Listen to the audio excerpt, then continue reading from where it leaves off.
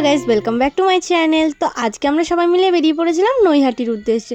কালী পুজোর পরের দিনকে আমরা ঠাকুর দেখতে যাওয়ার জন্য বেরিয়ে পড়েছিলাম। টোটো না পায়ে ভ্যানে করে আমরা শিমুরালি স্টেশনের উদ্দেশ্যে বেরিয়ে পড়েছি। তো শিমুরালি স্টেশনে গিয়ে আমরা দাঁড়িয়েছিলাম, কারণ আগের ট্রেনটা আমরা মিস করে ফেলেছি, মানে ট্রেনটা চলে গেছে আমাদেরকে ফেলে।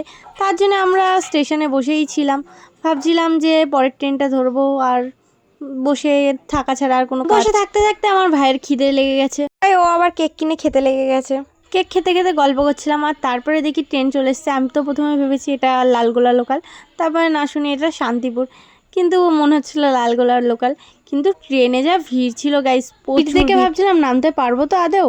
তারপরে কোনো রকমে আমরা নৈহাটি স্টেশনে নামি, আর দেখো গাইস প্রচুর ভিড় স্টেশনে। স্টেশনটা দেখো, বিকালবেলার টাইমে এত ভিড়, তাহলে রাতে কত ভিড় ছিল তার নেই ঠিক। তো আমরা বিকালেই গেছিলাম, যাতে একটু লাইটিংটাও দেখতে পারি আর একটু ফাঁকাও থাকে। তাও আমরা চলে গেছিলাম থিমের প্যান্ডেল দেখতে। কিছুটা থিমের প্যান্ডেল আর মেলা দেখার পরে আমরা আবার ভাবলাম যে এবার যাওয়া যাক গঙ্গার ঘাটে। বড়মাকে দর্শন করার জন্য আমরা ফেরিঘাটের ওইদিকে যাওয়ার জন্য রওনা দিলাম। তো ফেরিঘাটে যাওয়ার পথে আমরা প্রথমে একটা প্যান্ডেলে ঢুকেছিলাম। এই প্যান্ডেলটা পুরোটা একটু কঙ্কালের থিমে একটু করা হয়েছিল। আর গাইস ভিতরটা ভালোই লাগছিল, গিয়ে হাসিও পাচ্ছিল, কারণ সব বাচ্চারা একটু একটু ভয়ও পাচ্ছিল আর ভালোও লাগছিল। কঙ্কালগুলো সব পাইপ দিয়ে তৈরি ছিল, দেখতে কি সুন্দর লাগছিল না।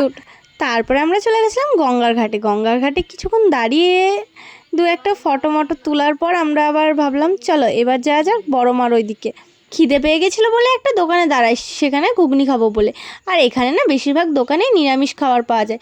ঘুগনি খাওয়ার পরে ভাবলাম একটা আইসক্রিম খাওয়া যাক, তাই একটা আইসক্রিম নিয়ে নিলাম। তারপরে পরের প্যান্ডেলটায় আমরা ঢুকেছিলাম, সেটাই না সব ছবি, হাতে আঁকা ছবি আর হাড়ি দিয়ে খুব সুন্দরভাবে ডেকোরেশন করা ছিল, দেখতে খুব সুন্দর। প্যান্ডেলটার পাশে একটা মায়ের মন্দির, তারপরে আমরা মায়ের মন্দিরে যাই। আর ওখানে না চরণামৃত দেওয়া হচ্ছিলো, তা আমরা প্রথমে চরণামৃত নেওয়ার পরে কিছুক্ষণ দাঁড়ানোর পরে ওখান থেকে বেরিয়ে পড়ি বড়মাকে দর্শন করার উদ্দেশ্যে।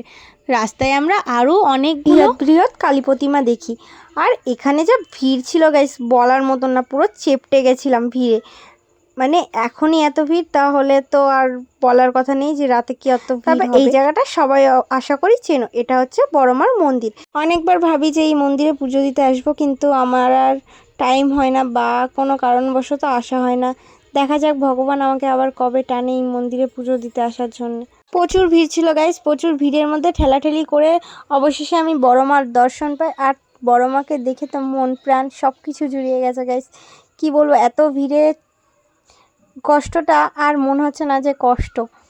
তারপর অনেকগুলো ঠাকুর দেখার পরে চলে আসলাম স্টেশনে, কারণ বাড়ি যেতে হবে গাইস, অনেক রাত হয়ে যাচ্ছে। এদিকে আমাদের ট্রেনটাও মনে হচ্ছে দিওয়ালির মতন সেজেছে, মানে দেখো কি সুন্দর লাগছে না।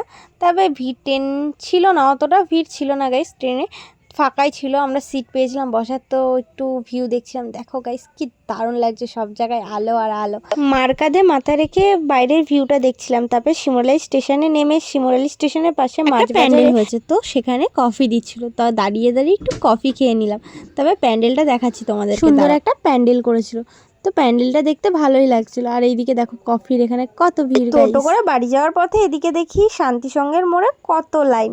এটা হচ্ছে আমাদের শিমুরালি শান্তিসংঘের কালী মন্দিরের প্রসাদ খাওয়ার লাইন। মন্দিরটা কত সুন্দর সাজিয়েছে দেখো গাইস। আর এসে ড্রেসটা চেঞ্জ করে নিলাম, কারণ আজকে আমাদের প্রদীপ দিতে হয় 14 প্রদীপ। তো 14 প্রদীপ আর মোমবাতি ধরিয়ে নিলাম আগে। আমাদের তো কালী পুজোর পরের দিন দিতে হয়, তোমাদের কোন দিন দিতে হয় প্লিজ কমেন্ট করো। তারপরে বিরিয়ানি এনেছিলাম, তো বিরিয়ানি মানেই তো জানো ইমোশন গাইস। আমার এত কেন বিরিয়ানি খেতে ভালো লাগে জানি না, আমি তো বিরিয়ানি খেতে বসে পড়েছি গাইস। তো আমি এখন বিরিয়ানি খাই, আবার নতুন একটা ব্লগে দেখা হবে, টাটা।